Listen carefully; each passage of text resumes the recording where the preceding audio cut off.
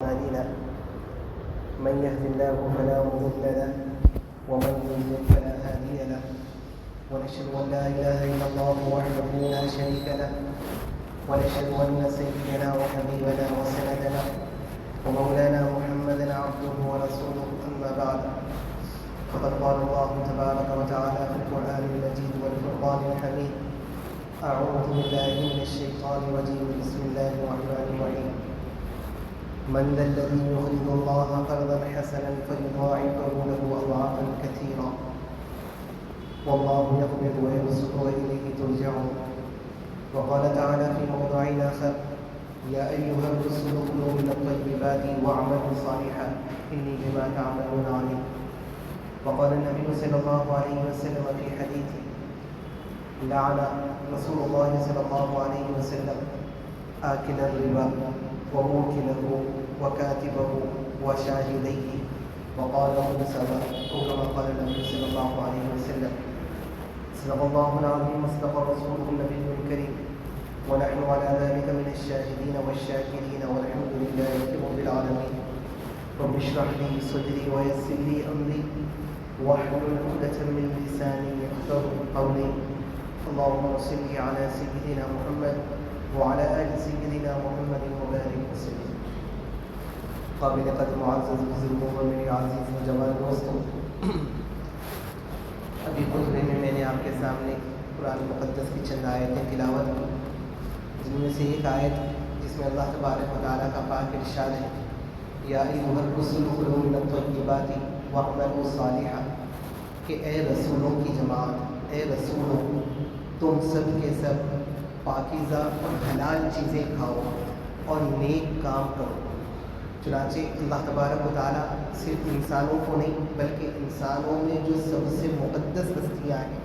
جو سب سے افضل اور اعلیٰ شخصیتیں ہوتی ہیں، اللہ تبارک و تعالیٰ ان کو حکم دے رہے ہیں کہ تم اپنی کمائی پر خاص دھیان دو اور تمہاری جو کمائی ہونی چاہیے وہ حلال اور پاکیزہ ہونی چاہیے، لہذا حلال اور پاکیزہ چیزیں کھاؤ۔ پھر آگے اللہ تعالیٰ فرماتے ہیں وَاعْمَلُوا صَالِحًا، اور نیک کام کرو۔ چنانچہ ان آیتوں کے دونوں ٹکڑوں کو جوڑ کر محسن فرماتے ہیں کہ اللہ تبارک و تعالیٰ نے یوں ہی ان دونوں جملوں کو بازو بازو میں نہیں رکھا کہ حلال اور پاکیزہ چیزیں کھاؤ اور نیک کام کرو۔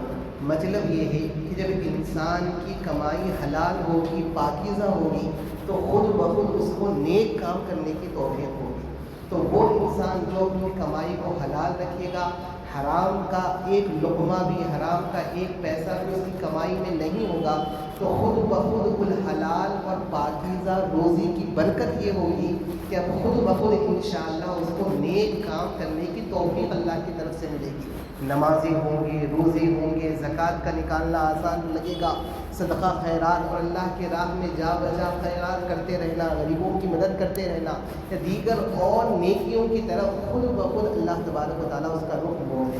کب؟ جب اس کی پاکی، جب اس کی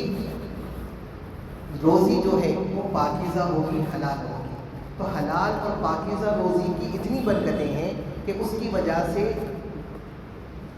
الحمدللہ برکتیں بھی نازل ہوگی، خیر و برکتوں کا بھی نزول ہوگا، اور ساتھ ہی ساتھ زندگی میں اطمینان اور سکون نصیب ہوگا۔ اور سب سے بڑی جو حلال روزی کی برکت ہے وہ یہ کہ آپ کو نیک کام کرنے کی توفیق اللہ کی طرف سے ملے گی، اور یہ توفیق کا ملنا ہی بہت بڑی شے ہے۔ چنانچہ آپ دیکھیں اللہ تبارک و تعالیٰ کہتے ہیں کہ حدیث مبارکہ میں آتا ہے کہ اللہ کے خزانوں میں سے خاص خزانہ ہے اللہ تبارک و تعالیٰ نے جو میری امت کو دیا ہے، وہ کیا ہے؟ لا حول ولا قوة الا باللہ۔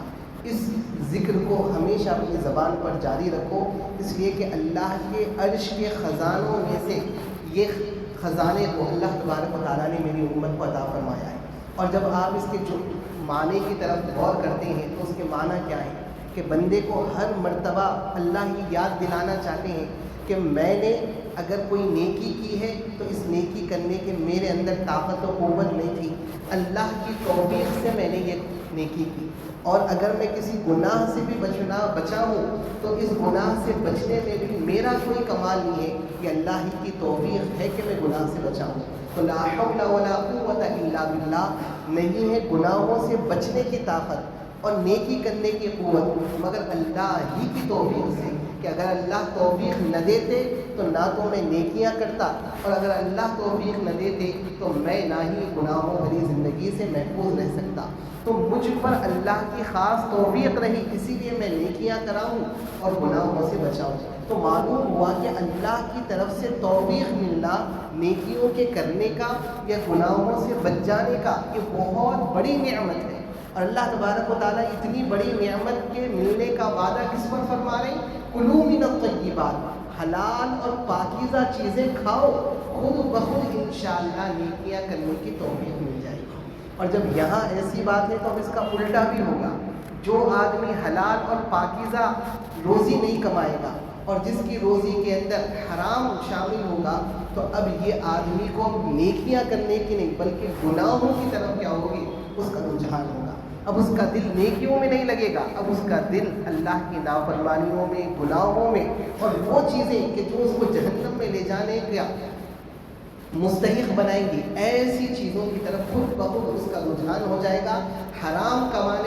کھانے والا اور حرام کی روزی اپنے اندر اپنی زندگی میں شامل رکھنے والا ایسے آدمی کو گناہوں ہی کی طرف رغبت ہوگی اور نیکیوں سے ایسے آدمی کو چبھن ہوگی۔ مسجد میں بیٹھے گا تو مسجد کاٹنے کو آئے گی، نیکیاں کرے گا تو بوجھ محسوس ہوگا، اور آہستہ آہستہ ایسا آدمی دین سے دور ہو جائے گا۔ تو اتنی زیادہ ضرورت ہے شریعت کے اندر حلال کمائی کی اور حرام کمائی سے بچنے کی۔ چنانچہ اسی نیت سے، اسی وجہ سے ہم نے گزشتہ چند جمعوں سے سود کی حرمت پر بات شروع کی تھی کہ سود یہ بہت بڑا ناسور ہے جس کی وجہ سے معاشرے کے اندر بہت ساری خرابیاں تو آتی ہی آتی ہیں، ساتھ ہی ساتھ یہ سود کا کھانا، سود کا 1 روپیہ کھانا شریعت میں کتنا زیادہ سنگین گناہ ہے کہ اگر کوئی آدمی 36 دفعہ زنا کرے گا تو اللہ کی نظر میں اس سے زیادہ گنہگار شخص وہ ہے جو سود کا 1 روپیہ کھاتا ہے۔ 36 دفعہ زنا کر کر جو آدمی اللہ کی نظر میں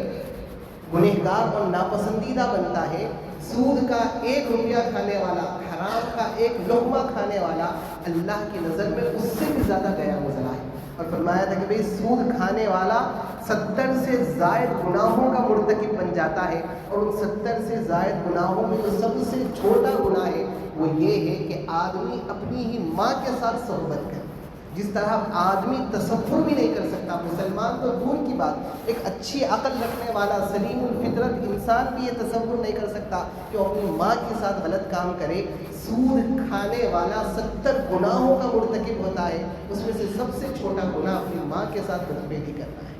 تو اس طرح کہہ کر شریعت نے اس بات پر ابھارا کہ ہرگز بھی سود کے قریب نہ جانا، ہرگز بھی حرام کے قریب نہ جانا۔ ہم نے کہا کہ بہت سے وہ ہیں جو الحمدللہ ان باتوں کو سامنے رکھ کر سود کھانے سے تو پیچھے ہٹ جاتے ہیں، لیکن آج ہم مسلمانوں میں بہت سے وہ ہیں جو سود کھلاتے ہیں، یعنی سودی معاملوں میں پڑتے ہیں، لوگوں سے سود پر قرضہ لیتے ہیں اور پھر اس کے بعد سود بھرتے ہیں۔ تو میں نے کہا تھا کہ جس طرح سود کا 1 روپیہ کھانا حرام ہے، ویسے ہی بلا وجہ، بلا ضرورت، بلا مجبوری کے کسی کو سود کا 1 روپیہ کھلانا یہ بھی اسی طرح حرام ہے۔ اللہ کے رسول صلی اللہ علیہ وسلم نے فرمایا لعنت ہو اس شخص پر جو سود کھاتا ہے یا دوسروں کو سود کھلاتا ہے، جو سودی معاملے کا گواہ بنتا ہے، جو سودی معاملے کی لکھائی پڑھائی کرتا ہے۔ اللہ کے رسول نے فرمایا ہر ایک پر لعنت ہو اور ہر ایک گناہ میں برابر ہے۔ یہ نہ سمجھو کہ سود کھانے والا بہت بڑا گنہگار ہے، کوئی سود کسی کو کھلا رہا ہے، یعنی سودی قرضے لے کر کسی کو سود بھر رہا ہے تو وہ شاید گناہ میں تھوڑا سا کم ہے، نہیں، بلا وجہ، بلا سخت مجبوری کے اگر کوئی آدمی سودی معاملے میں پڑتا ہے اور سود پر قرضے لے کر لوگوں کو سود، مٹی، فائنانس بھرتا ہے تو وہ آدمی بھی اسی طرح حرام کام کر رہا ہے جیسے سود کھانے والا حرام کر رہا ہے۔ تو آج معاشرے میں بہت ایسے مل جائیں گے، الا ماشاءاللہ کچھ ایسے ہوں گے جو پیٹ پر اپنے بھوک کو برداشت کر لیں گے، اپنی خواہشات کو مان لیں گے، لیکن قرضوں میں نہیں پڑیں گے، اس لیے کہ باہر جائیں گے تو آپ حلال اور جائز طریقے سے قرض حسنات دینے والا تو آپ کو 100 میں 1 بھی بمشکل مل جائے گا۔ لیکن سودی قرضوں پر، سود پر قرضے دینے والے، مٹی پر انٹرسٹ پر قرضہ دینے والے آپ کو ہر گلی میں 2 مل جائیں گے۔ لہذا انسان کیا کرے گا؟ اپنی ضرورتوں کو پورا کرنے کے لیے، اپنی خواہشوں کو پورا کرنے کے لیے یہ سودی معاملوں میں پڑے گا، جائے گا 1 لاکھ روپے قرضہ لے گا، سود بھرتا رہے گا، 2 لاکھ روپے قرضہ لے گا، سود بھرتا رہے گا۔ اس طرح سے سود کے قرضے لینا بلا وجہ بغیر شدید مجبوری کے، یہ بھی اسی طرح خراب ہے۔ تو آپ کہیں گے کہ بھائی ہم جب قرضے ایسا نہیں لیں گے تو پھر ہماری ضرورتیں کیسے پوری ہوں گی؟ تو سب سے پہلے انسان اپنی ضرورتوں کو کم کرے، جو غیر ضروری چیزوں کو انسان اپنی زندگی کی ضروری چیز سمجھ رہا ہے اس کو ہٹائے۔ انسان جو چیز جتنی اس کی حیثیت ہے اس میں رہنے کی اور اسی میں خوشی کے ساتھ زندگی گزارنے کو اللہ کی طرف سے نعمت سمجھے۔ غیر ضروری، جیب میں پیسے نہیں ہیں اور 20,000 روپے آپ پیمنٹ کرتے ہیں اور اس کے بعد 4 ویلر آپ کے گھر میں آ جاتی ہے، اب اس کے بعد ہر مہینہ 5-5 ہزار 10,000 روپے دے رہے ہیں اور بڑی اتنی سہولت ہے تو وہ آرام سے 4 ویلر خرید لیا۔ 5 لاکھ 10 لاکھ روپے دے کر گاڑی خریدنا نہیں سکتا، گاڑی خرید نہیں سکتا تھا، کتنا اچھا ہوا 20,000 روپے 50,000 روپے ڈاؤن پیمنٹ کر دیا، اب اس کے بعد ہر مہینہ آرام سے 5-5 ہزار روپے دیتا رہوں گا اور الحمدللہ دیکھو گاڑی میرے پاس آ گئی۔ یہ اس پر الحمدللہ مت کہو، اس پر تو استغفر اللہ کہو، اس لیے کہ تم جو 5 لاکھ روپے اگر جیب میں ہوتے تو گاڑی خرید لیتے، یہ شریعت کی نظر میں بڑا اچھا تھا۔ یہ جو 20,000 روپے دے کر گاڑی اپنے نام پر کروا لی اور ہر مہینہ جو سود بھرتے جا رہے ہو، یہ تمہارا وہ کام ہے جو شریعت کی نظر میں زنا سے بھی زیادہ گیا گزرا ہے۔ اور جو تم اس بات پر خوش ہو رہے ہو کہ گاڑی میرے پاس آ گئی اور جو ایک خواہش کو پوری کرنے کے لیے تم ایک سودی معاملے میں پڑے ہو، اللہ تبارک و تعالیٰ کے نزدیک بہت زیادہ لعنت کے اور بہت بڑی سزا کے مستحق ہو۔ 4 ویلر کی کیا ضرورت تھی؟ اگر جیب میں 5 لاکھ ہوتے، پورا ڈاؤن پیمنٹ دے کر، پورا نقد دے کر آپ خرید سکتے تو آپ خریدتے۔ یہ کیا بات ہے کہ 20,000 دے دیے، 50,000 دے دیے اور گاڑی گھر میں لا کر خوش ہو گئے اور یہ سمجھ رہے کہ الحمدللہ بہت اچھا کام تھا، حالانکہ اس کی ضرورت ہی نہیں۔ جب تک جیب میں پوری رقم نہیں تھی آپ کو چیز خریدنے کی ضرورت ہی نہیں۔ تو جب انسان غیر ضروری خواہشوں میں پڑ جائے گا، ایک اور 2 بنگلے بنا لوں گا، لون لے گا اور سودی قرضے بنتے رہے گا، سودی انسٹالمنٹ بنتا رہے گا اور ایک کی جگہ 2 فلور بن جائیں گے۔ کیا ضرورت تھی 2 فلور اور آپ کو ڈالنے کی؟ یا آج کل کے حساب سے بہت سے بچے وہ ہیں جو اعلیٰ تعلیم حاصل کرنے کے واسطے کینیڈا جا رہے ہیں، آسٹریلیا جا رہے ہیں، امریکہ جا رہے ہیں، کر رہے ہیں کیا؟ سودی قرضے لے کر۔ مجھے بتائیے کہ اعلیٰ تعلیم حاصل کرنا سود کے قرضے میں ملوث ہو کر، سودی معاملے میں پڑھ کر، زنا سے بدتر گناہ کر آسٹریلیا جا کر، امریکہ جا کر کمانا، کہاں شریعت نے اس کو جائز کرا؟ بس اپنی خواہش تھی امریکہ جا کر پڑھنا ہے، آسٹریلیا جا کر پڑھنا ہے، تو اس کے لیے 20-20 لاکھ کا، 25-25 لاکھ کا سودی قرضہ لے رہے ہیں، زنا سے بھی بدتر کام کر رہے ہیں اپنی خواہش کو پورا کرنے کے۔ بتائیے اللہ کے سامنے کیا جواب دیں گے؟ تو آج ہم غیر ضروری اپنی خواہشیں بڑھا لی، اپنی زندگی کو اچھی بنانے کے واسطے غیر ضروری سودی قرضوں میں پڑ رہے ہیں، سودی قرضے بھر کر اللہ کی نظر میں لعنت کے مستحق بن گئے۔ تو جس طرح سود کا کھانا حرام ہے، اسی طرح سود کا کھلانا بھی حرام ہے۔ غیر ضروری ہوم لون لے کر، غیر ضروری لے کر گھر خرید رہے ہیں یا گھر بنا رہے ہیں، یا اپنے بچوں کی شادیوں کے لیے غیر ضروری سودی قرضے لے رہے ہیں، یا بچوں کو اعلیٰ تعلیم دلانے کے واسطے باہر بھیجنے کے لیے غیر ضروری یہ جو آپ سودی قرضے لے رہے ہیں، اس کا شریعت میں کہیں پر بھی جواز نہیں۔ اب ہونا کیا چاہیے؟ ہونا یہ چاہیے کہ جو آدمی اگر ضرورت ہے تو ایسا آدمی جو مالدار ہو وہ اچھے انداز میں اس کو کیا کرے؟ قرض دے کہ بھئی یہ 1 لاکھ روپے ہیں، 1 سال کے بعد 1 لاکھ روپے واپس کر دو، اس پر 1 بھی روپیہ واپس بڑھ کر زائد نہ جائے، یہ ہے صحیح طریقہ۔ لیکن آج آپ کو ملیں گے ایسے لوگ بہت کم، وہ لوگ کہ جن کے پاس پیسہ ہے ان کا دل آگے بڑھتا نہیں، یا وہ لوگ جو دل آگے بڑھ کر دینا چاہتے ہیں تو لینے والوں نے معاملے خراب کر دیے ہیں، وہ لیتے ہیں اور ایسے غائب ہو جاتے ہیں کہ اب آپ اپنا پیسہ مانگنے کے واسطے ان کے پیچھے اپنی چپل گھسائیں گے۔ اب آپ اپنا فون کریں گے، فون نہیں اٹھائیں گے، دعوتوں میں ملیں گے تو منہ پھیر لیں گے۔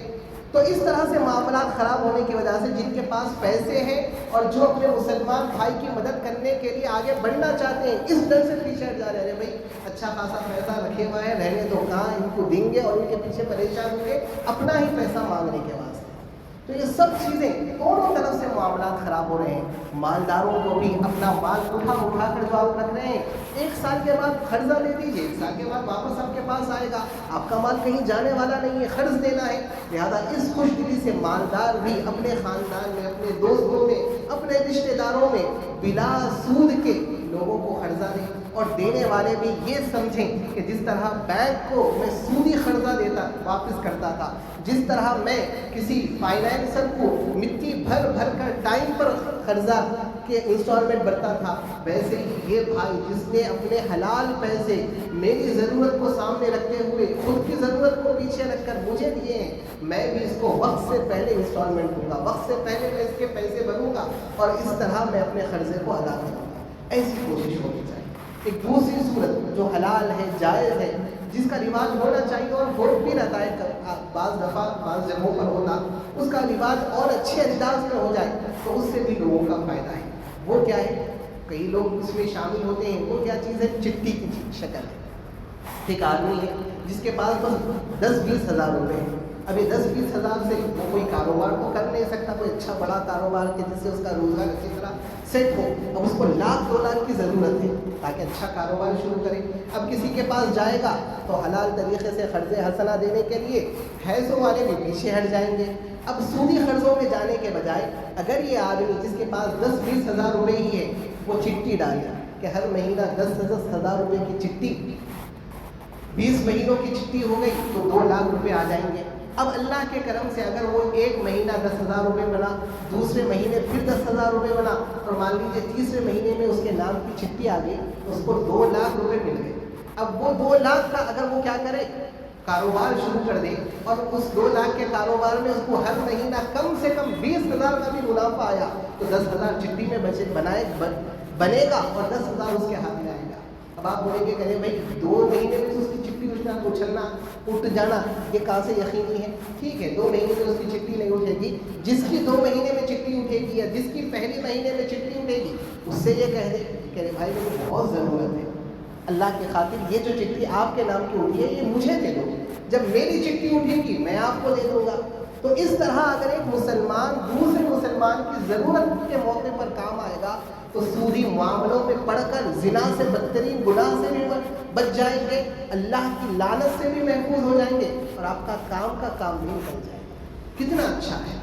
اس طرح سے چند لوگ مل جائیں، چٹھی ڈالیں تو ہر ایک آدمی کے قرض کی ضرورتیں پوری ہونے جائیں گی۔ ہر مہینہ 10-10 ہزار روپے بننا وہ کیا زیادہ مشکل نہیں ہے؟ سودی قرضے لیتے تو بھی دینا پڑتا، اب یہاں پر چٹھی بن رہے ہیں تو بھی اس میں دے رہے ہیں۔ البتہ یہ ہے کہ ایک مہینہ نہیں تو دوسرے مہینے میں چٹھی اٹھ جانے کے امکان ہے۔ اگر ہماری چٹھی نہیں اٹھی، کسی اور بھائی کو اٹھ گئی تو اس سے اگر بات چیت ہو گئی اور وہ راضی ہو گیا تو اس طرح آپ کو قرضہ لینے کی بھی باہر سے نوبت نہیں۔ لیکن اب اسی چٹھی کے اندر اب بہت سے بڑے صاحب بول دیے کہ چٹھی کرنا جائز ہے، چٹھی کر سکتے، لیکن اب اس چٹھی کے اندر بھی بہت سے ناجائز طریقے ہم نے رائج کر دیے۔ اس میں سب سے بڑی چیز جو سودی چٹھی ہے، جو حرام طریقہ ہے، وہ آج لوگوں میں بہت عام ہے۔ وہ کیا طریقہ ہے کہ بھئی 2 لاکھ کی چٹھی ڈالیں، ہر مہینہ 10-10 ہزار روپے بننا ہے۔ اب بیچ میں ایک دفعہ کیا ہوگی، چٹھی کا حراج ہوگا، چٹھی کا حراج ہوگا کہ میں بولی لگاؤں کس کو ضرورت ہے، تو وہ کہے گا کہ وہ بہت زیادہ ضرورت ہے۔ 2 لاکھ کی چٹھی ہے، یعنی ہر مہینہ 10-10 ہزار روپے بننا ہے اور 20 مہینوں تک بنیں گے تو 2 لاکھ پورے بننا ہے۔ اب چٹھی کی بولی لگاؤ، 2 لاکھ کی چٹھی کس کو کتنے میں چاہیے؟ اب جس کو ضرورت ہے وہ لوگ کہہ رہے ہیں وہ 1,80,000 میں دے دو، کوئی کہے گا نہیں اس سے زیادہ ضرورت ہے وہ 1,70,000 میں دے دو، کوئی کہے گا نہیں مجھے 1.5 لاکھ میں دے دو۔ اب کوئی مجھ سے نیچے نہیں آیا، چلو ٹھیک ہے بھائی 1.5 لاکھ کی چٹھی، 2 لاکھ کی چٹھی ہم ان کو 1.5 لاکھ میں دے دیں گے۔ مطلب کیا ہے کہ اب اس کو ہر مہینہ 10-10 ہزار روپے دینا ہے، 20 مہینے تک 2 لاکھ روپے بننا ہے، لیکن اس کو پہلے چاہیے تو اس نے 1.5 لاکھ روپے میں وہ چٹھی اٹھا لی۔ اب جو 50,000 جو یہ زائد بن رہا ہے، 1.5 لاکھ لیا ہے لیکن 50,000 زائد بن رہا ہے، یہ کہاں جائیں گے؟ وہ جو دوسرے لوگ 20 لوگ شامل تھے وہ لوگ کھائیں گے، وہ لوگ جو 50,000 کھائیں گے۔ یہ سراسر حرام ہے، سود ہے، اور بالکل ناجائز ہے وہ 1 روپے کا بھی استعمال کرنا۔ اب چل رہا ہے، کتنے ایسے لوگ ہیں جو ضرورت کی خاطر 2 لاکھ کی چٹھی میں شامل ہوئے اور خراج کر 1.5 لاکھ روپے میں اٹھا رہے ہیں، اور 50,000 روپے جو بقیہ لوگ کھا رہے ہیں ان کے لیے بالکل وہ چیز کرنا حرام ہے۔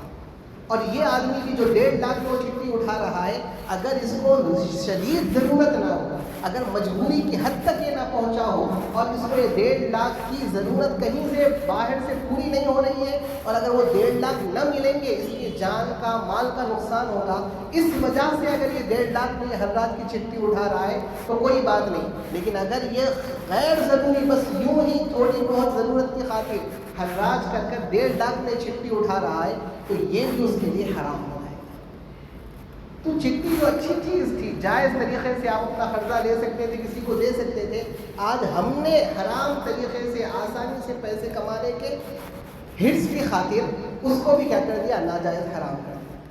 ایک اور طریقہ تھا اچھے طریقے سے قرضہ لینے کا، وہ کیا تھا کہ بھئی میرے کو قرضے کی بہت ضرورت ہے، لیکن ابھی فی الحال کوئی قرضہ دینے کے لیے تیار نہیں ہو رہا، ہر ایک کو یہ ڈر ہے کہ کہاں میرا پیسہ یوں ڈبا کے چلے جانے کی، تو آپ اس کو گارنٹی دینے کے لیے بولیں کہ بھئی یہ میرا 10 لاکھ کا گھر ہے یا یہ میرا 50 لاکھ کا گھر ہے، یہ گھر آپ اپنے پاس گروی رکھ لو،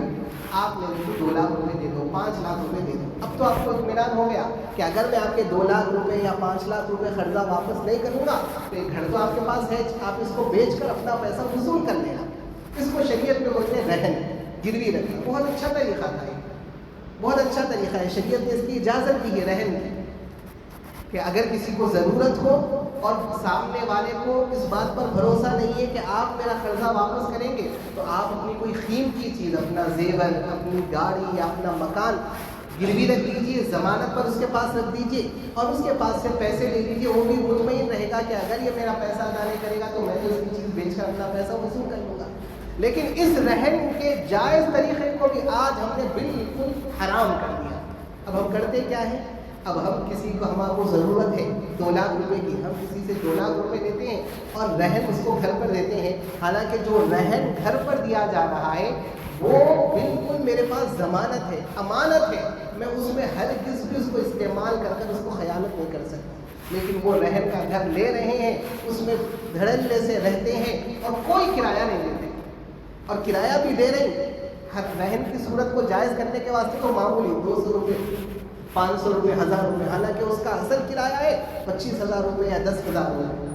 تو یہ جو آج کل رہن کی صورت چل رہی ہے، یہ وہ شریعت کی رہن والی صورت نہیں ہے جس کو شریعت نے جائز قرار دیا، کہ آپ کیا کر رہے ہیں، اپنا گھر دے رہے ہیں رہن پر اور 2 لاکھ روپے 3 لاکھ روپے لے رہے ہیں، پھر 2 سال کے بعد 2 لاکھ روپے 3 لاکھ روپے واپس کر رہے ہیں، اور وہ 2 سال تک جس کو آپ نے وہ گھر رہن پہ دیا تھا وہ چیز کو استعمال کر رہا ہے، یا وہ خود استعمال نہیں کر رہا تو کسی کو کرائے پر رکھ رہا ہے اور اس سے کرایہ لے رہا ہے۔ تو یہ ناجائز ہے۔ جو چیز میں رہن پر دے رہا ہوں وہ صرف اس کو گارنٹی کے لیے دے رہا ہوں کہ کل کے دن اگر میں پیسے نہیں دیا تو یہ چیز ہے، آپ اس کو بیچ کر اپنا قرضہ لے سکتے ہیں، لیکن اس چیز کو استعمال کرنے کی ہرگز بھی اجازت نہیں ہے، ہرگز بھی اجازت نہیں ہے۔ لیکن آج کیا کر رہے ہیں، ہم وہ رہن پر گھر لے رہے ہیں، کسی کو 2 لاکھ روپے 4 لاکھ روپے قرضہ دیتے ہیں اور اس گھر کا استعمال کرتے ہیں، جو ناجائز ہے، حرام ہے۔ دوسری رہن کی صورت جو رہن سینٹر باہر آپ کو مل جائے گی، وہ کیا ہے، نام ہے رہن سینٹر کا، لیکن ٹوٹل سودی کاروبار ہے، مٹی کا کاروبار ہے۔ آپ جاتے ہیں، اپنا زیور اس کے پاس رکھاتے ہیں، 80,000 کا 1 لاکھ کا جو بھی زیور ہے اس کے پاس رکھا دیتے ہیں اور اس کے پاس سے 1 لاکھ روپے قرضہ لیتے ہیں۔ چلو ٹھیک ہے، بہت اچھا تھا کہ آپ اپنا زیور گروی رکھا دیے، 1 لاکھ روپے قرضہ لے لیے۔ اب چاہیے کیا تھا کہ وہی 1 لاکھ روپے 10-10 ہزار کر 5-5 ہزار کر جو بھی ہے 1 لاکھ روپے واپس کر دیتے، اپنا رہن کا زیور واپس لے لیتے۔ لیکن ہوتا کیا کہ زیور بھی رہن پر رکھائے ہیں، 1 لاکھ روپے قرضہ لیے ہیں، اب بڑھیں گے انسٹالمنٹ دیتے دیتے 1,30,000، 1,20,000۔ تو نام تو ہے رہن سینٹر، نام تو ہے کہ ہم رہن پر چیزیں گروی رکھ کر قرضہ دے رہے ہیں۔ جب چیزیں گروی رکھ کر قرضہ دے رہے ہیں تو جتنا قرضہ دیے تھے واپس اتنا ہی دینا تھا۔ نام رہن سینٹر رکھ کر، رہن کا نام لے کر آپ 1 لاکھ روپے دے کر 1,20,000 روپے لے رہے ہیں، 1,30,000 روپے لے رہے ہیں، کہ وہی قرضہ ہو گیا، صرف نام کو آپ کیا کر رہے ہیں، اپنے گھر کے پیپر رکھ رہے ہیں، اپنا زیور رکھ رہے ہیں۔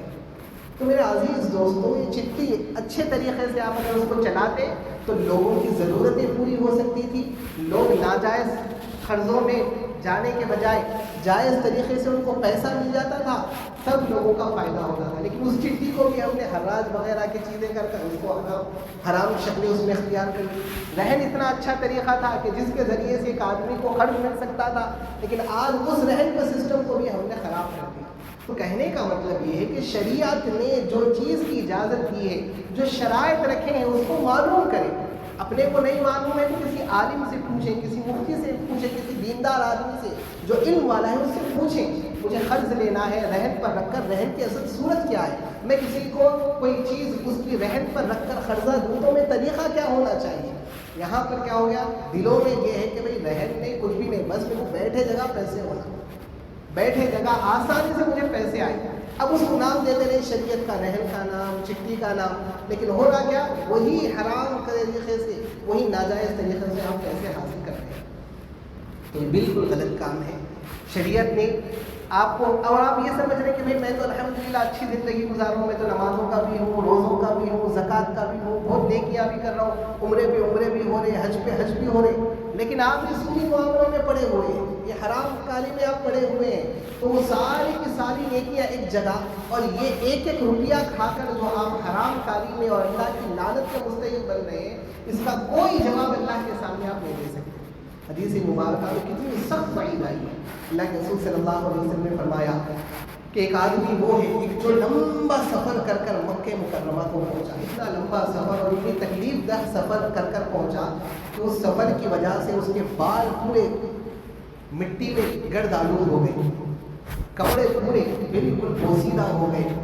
اور ایسی، یعنی کہنے کا مطلب آسانی سے فلائٹ میں بیٹھ کر وہ مکہ المکرمہ کو، کعبۃ اللہ کو نہیں پہنچ رہا ہے، بلکہ تکلیفوں کے ساتھ کعبۃ اللہ کو پہنچ رہا. تو سوچیے اللہ تعالیٰ اس مہمان کا کتنی قدر کریں گے اللہ، کہ میرے گھر پر اتنی تکلیفیں اٹھا کر تو آیا ہے، اب تم کیا مانگتا مانگ، میں کہ ہر دعا قبول کروں گا. تو ایسا آدمی جو اتنی تکلیفیں اٹھا کر کے، جس کے بال گرد و غبار میں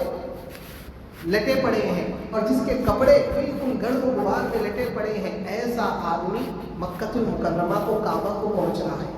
اور بعض روایتوں میں ہے کہ کعبے کا غلاف پکڑ کر وہ اللہ سے مانگ رہا ہے، اور بعض روایتوں میں ہے یمد یدیہ الی السماء،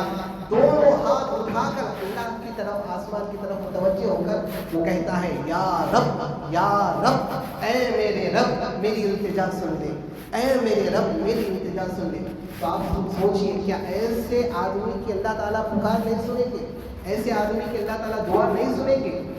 ہر کوئی کہے گا کہ بھائی ایسے آدمی کی تو اللہ سوچی وہ فوری پکار سنیں گے. لیکن اللہ فرما رہے، اللہ کے رسول فرما رہے، لیکن اس کا حال یہ ہے مطعمہ حرام ومشربہ حرام وملبسہ حرام وغذی بالحرام. کہ آپ کو دکھ رہا ہے اتنی تکلیفیں اٹھا کر اللہ کے دربار میں آ کر گڑ گڑا کر اللہ سے مانگ رہا، لیکن یہ شخص ایسا ہے کہ جس کے جسم پر جو کپڑا ہے وہ حرام طریقے سے آیا ہے، جو کھاتا ہے تو حرام کھاتا ہے، جو پیتا ہے تو حرام پیتا ہے، جس کی نشو و نما حرام طریقے سے ہوئی ہے. اب یہ آ کر اللہ کے سامنے گڑ گڑا کر اللہ کو پکار رہا ہے، فَأَنَّىٰ يُسْتَجَابُ، کیسے اس کی طرف پلٹ کر دے گی؟ یعنی کہنے کا مطلب یہ ہے کہ اتنی تکلیفیں اٹھا کر بھی اگر کوئی اللہ کے سامنے گڑ گڑا کر ہاتھ اٹھا کر مانگے گا، جبکہ اس کے لقمے حرام کے، حرام کمائی کما کر وہ کتنی ہی زیادہ اللہ کے سامنے گڑ گڑا کر اللہ سے مانگ لے، اللہ فرمانے کا اس کی طرف توجہ ہی نہیں کرتا. تو اتنی منحوس چیز، اتنی لعنت بھری چیز کہ آخرت کا تو دور کی بات ہے، دنیا ہی میں اللہ تبارک و تعالیٰ آپ کی کوئی پکار سننے والے نہیں ہیں کہ جس چیز کو میں نے زنا سے بھی بدترین سمجھا، جس چیز کو میں نے اپنے پاس سزاؤں کا بہت بڑا مستحق بننے کا ذریعہ سمجھا، تو وہی کام کر رہا ہے اور پھر میرے سامنے آ کر گڑ گڑا کر مانگ رہا ہے، اور یہ سمجھ رہا ہے کہ میں تو نیک ہوں، میں تو نمازی ہوں، میں تو روزے دار ہوں، اور وہ جو حرام کے لقمے آپ کھا رہے ہیں آپ اس کو سمجھ رہے ہیں کہ یہ کچھ بھی نہیں، حالانکہ وہ بہت بڑی چیز ہے. حدیث پاک میں آتا ہے رسول اللہ صلی اللہ علیہ وسلم معراج کی رات جب گزرے تو کئی قوموں کے پاس سے آپ کا گزر ہوا، تو اللہ کے رسول صلی اللہ علیہ وسلم نے فرمایا جبرائیل علیہ السلام کے ساتھ میں جو گزر رہا تھا تو ایک قوم کے پاس سے میرا گزر ہوا، وہ ایسے تھے کہ جن کا پیٹ اتنا بڑا تھا کل بیوت، جیسے گھر ہونے، گھروں کی طرح ان کے پیٹ اتنے بڑے بڑے ہیں، تراب الخارج بیوتہم، اور ان کے پیٹ کے اندر کا کیا چل رہا ہے وہ باہر سے نظر آیا. بالکل آئینے کی طرح ان کے پیٹ ہے اور گھروں کی طرح ہے. ان کے پیٹ کے اندر کیا ہے سب محسوس ہو رہا ہے. کیا تھا؟ ان کے پیٹ کے اندر سانپ اژدہے پھر رہے تھے. میں دیکھ کر بڑا حیران ہو گیا, میرے جسم پر رونگٹے کھڑے ہو گئے. رسول اللہ صلی اللہ علیہ وسلم فرماتے ہیں میں نے جبرائیل سے پوچھا یہ کون ہے کہ جن کے پیٹ گھروں کی طرح ہے اور باہر سے نظر آ رہا کہ ان کے پیٹ میں اژدہے گھوم رہے ہیں, سانپ بچھو گھوم رہے ہیں. فرمایا یہ آپ کی امت کے وہ لوگ ہیں جو سود کھایا کرتے تھے, جو حرام کے لوگ بھی اپنے پیٹوں میں بھرا کرتے تھے. آج ان لوگوں کے پیٹوں میں اللہ تبارک و تعالیٰ نے جہنم کے اژدہوں کو, سانپ کو, بچھو کو ڈال دیا. اللہ کے رسول صلی اللہ علیہ وسلم فرماتے ہیں ایک مرتبہ میں نے خواب دیکھا, خواب میں میرے پاس 2 فرشتے آئے اور مجھے لے کر گئے. اللہ کی لمبی حدیث ہے, اس میں فرماتے ہیں کہ میرا گزر ایک ایسی جگہ سے ہوا, ایک خون کی نہر ہے, اس نہر میں پانی نہیں ہے بلکہ خون ہے, اور ایک آدمی اس نہر کے پانی میں, اس خون کے پانی میں تیر رہا ہے اور مشکل سے تیر کر کنارے پر آنے کی کوشش کر رہا ہے کہ میں اس خون سے باہر نکلوں. وہ بمشکل تیرتے کنارے پر آتا ہے, لیکن جیسا وہ کنارے پر آتا ہے وہاں ایک آدمی ہے جو اس کو پتھر زور سے مار رہا ہے, اور وہ پتھروں کی تکلیف سے واپس پھر اس خون بھری نہر پہ جانے پر مجبور ہو رہا ہے. وہ پھر اس کنارے پر جانے کی کوشش کرتا ہے, وہاں سے اس کو پتھر پڑتے ہیں, پھر وہ اندر آ جاتا ہے. وہ یہاں سے نکلنے کی کوشش کرتا ہے, پھر اس کو پتھر پڑتے ہیں, پھر وہ مجبوراً اس خون کی نہر پہ جاتا ہے. میں نے پوچھا یار جبرائیل یہ کون ہے,